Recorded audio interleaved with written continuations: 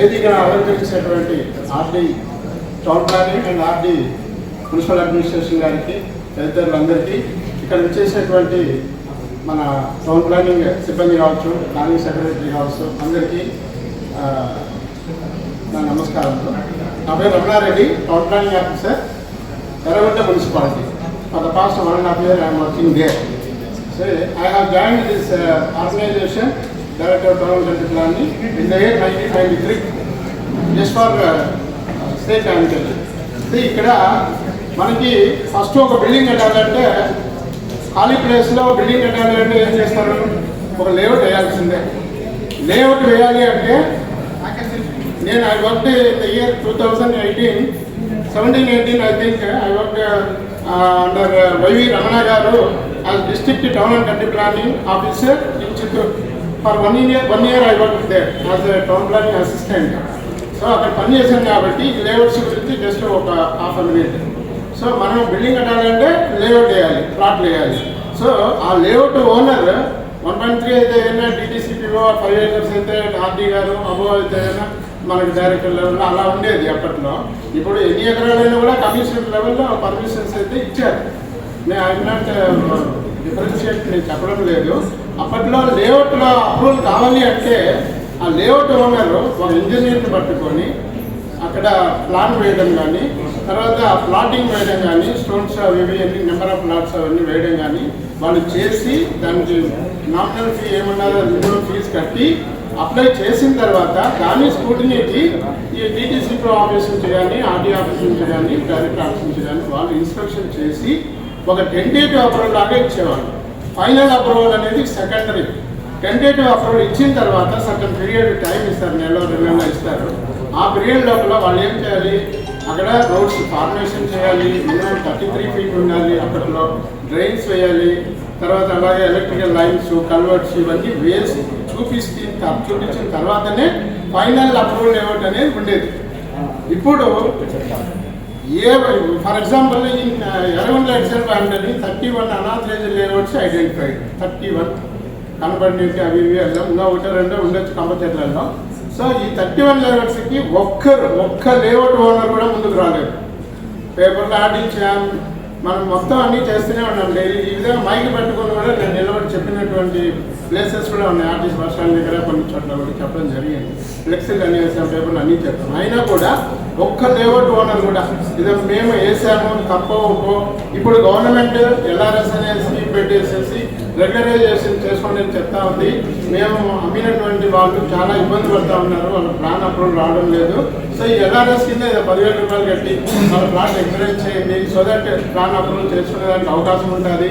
మేము వేసినటువంటి ప్లాటింగ్ ఇది, ఈ రఫ్ స్కెచ్ ఇది, మాకు 2 ఎకరాలు, దీంట్లో 30 ప్లాట్లు వేసాము, ఈ విధంగా ఇది అప్రోచ్ రోడ్డు అని ఒక్క లేఅవుట్ ఓనర్ కూడా వచ్చిన పాపం కోసం.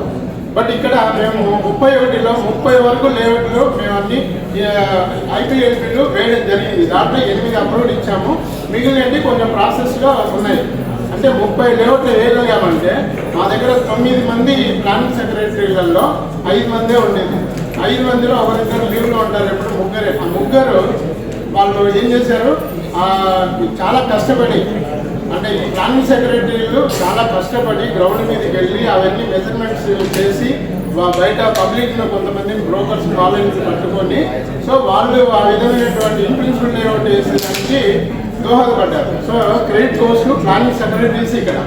సో తర్వాత ఆ విధమైనటువంటి కష్టాన్ని మనం చేస్తూ ఉంటే కూడా లేఅవుట్ ఓనర్స్ రాలేదు. ఇందులో నేనేమంటున్నానంటే మనకి ప్లానింగ్ సెక్రటరీస్కి చాలా డైవర్షన్ వస్తూ ఉంది. ఇందాక సార్ వాళ్ళు మాట్లాడినట్టుగా సో వాళ్ళకి హౌస్ సర్వే కావచ్చు, ఇంకోటి BLO డ్యూటీ కావచ్చు, వేరే కూడా డైవర్షన్ ఉన్నది.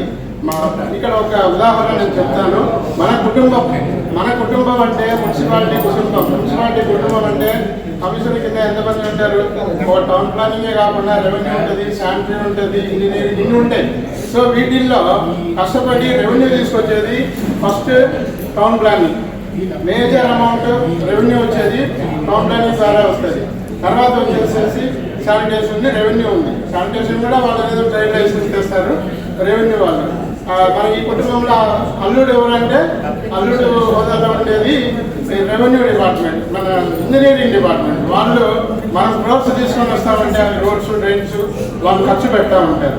సో మన రెవెన్యూ పార్ట్ ఎక్కువ వచ్చేది, మేజర్ వచ్చేది టౌన్ ప్లాన్. ఇట్ ఈస్ సత్యము. ఈవెన్ పొలిటికల్ వాళ్ళు కూడా, ఈవెన్ సీఎం గారు, మినిస్టర్ గారు కూడా, they are depending upon the revenue to be collected, to be received from town planning అనేది వాస్తవంగా కనబడుతూ ఉంది. 2000 crores వస్తుంది మనకు డెవలప్మెంటల్ యాక్టివిటీస్కి ఈ బీపీఎస్ ద్వారా, ఈ ఎల్ఆర్ఎస్ ద్వారా ఉపయోగించాలా అనేటువంటి మాటలు కూడా జరుగుతూ ఉన్నాయి. కాబట్టి మన టీముకి సపరేట్గా ఇలాంటి ఎక్స్ట్రా వర్క్లు కాకోకుండా ఓన్లీ ఎల్ఆర్ఎస్, బీపీఎస్, డిపిఎంఎస్ ఇలాంటివి మనకు అప్పచెప్తే అయినా మనం మంచి ఎఫర్ట్ చూపించగలుగుతాము. డోర్ టు డోర్ వెళ్ళినప్పుడు కూడా మనం చెప్పాల్సినటువంటిది ఏంటంటే, బీపీఎస్ ఉదాహరణకి వాళ్ళు ప్లాన్ తీసుకొని డిఎస్సీ చేసుకుంటారు, లేకపోతే అనాథరైజ్ చేసుకుంటారు. కాబట్టి వాళ్ళకి మనం క్యాలిక్యులేట్ చేసి చెప్పాలి, మీకు 3000 రూపీస్ 6 monthsకి ట్యాక్స్ వస్తుంది, ప్లాన్ తీసుకోలేదు. సో ఇప్పుడు మీరు బీపీఎస్ చేసుకోవడం వల్ల 1500 వస్తుంది, అంతే. 50% తగ్గిపోతుంది. అప్పుడు వాళ్ళకు ఒక అట్రాక్షన్ వస్తుంది. కాబట్టి వాళ్ళు ముందుకు వచ్చేదానికి అవకాశం ఉంటుంది. సార్ ఇక్కడ నేను చెప్పేది ఏంటంటే, పబ్లిక్ కొంతమంది మీ బీపీఎస్ అమౌంట్, పీరియడ్ అమౌంట్ హెవీగా వస్తూ ఉంది అనేది ఒకటి ఉంది సార్. అదేమన్నా ఇంతకుముందు 40 days 60 years sir residential, commercial వచ్చేది 120 చేస్తున్నారు. దాంట్లో కొంచెం ఏమన్నా గవర్నమెంట్ కొంచెం తగ్గింపు అనేది మనం అడగకూడదు. అలా తగ్గిస్తే పబ్లిక్ ఇంకా కొంతమంది రావచ్చేమో, కొంతమంది కామెంట్ చేస్తారు కాబట్టి చెప్తున్నాను సార్. సో ఆ విధంగా మనము డోర్ టు డోర్ వెళ్ళినప్పుడు కూడా మనం పబ్లిక్ని అట్రాక్ట్ చేయాలి. అమ్మ మీరు ప్లాన్ తీసుకొని డీవియేషన్ చేశారు, ఈ మైనర్ ఒక 20,000 కట్టినారంటే మీకు ట్యాక్స్ ఇంత తగ్గుతుంది అనేసి మనం చెప్పగలిగితే వాళ్ళు కంపల్సరీ ముందుకు వస్తారు. That is regarding BPS, LRS. ఇంకా నెక్స్ట్ ప్లాన్ గురించి సార్ చెప్పారు. ప్లాన్ల గురించే మెయిన్ మన crores of rupees వస్తూ ఉంది ఏపీడీపీఎంఎస్లో. సార్ చెప్పినట్టుగా మనమే ప్రతి ఒక్కరి దగ్గరికి పోయి నువ్వు ప్లాన్ పెట్టు అని మనం అడగడం లేదు. పబ్లిక్ ఎందుకు పెట్టుకుంటున్నారు? ప్లాన్ ఉంటేనే వాళ్ళకు లోన్ వస్తుంది, లోన్ వస్తేనే వాళ్ళకి డబ్బు వస్తుంది. Then only they can go for construction. అలాగే బీపీఎస్లో కానీ, ఎల్ఆర్ఎస్ లేఅవుట్ ప్లాట్లలో కానీ ఆ అవేర్నెస్ మనం తీసుకొని రావాలి. ఇందులో భాగంగా నా రిక్వెస్ట్ ఏంటంటే సార్, అన్ఆథరైజ్డ్ లేఅవుట్స్ ఏవైతే సరైన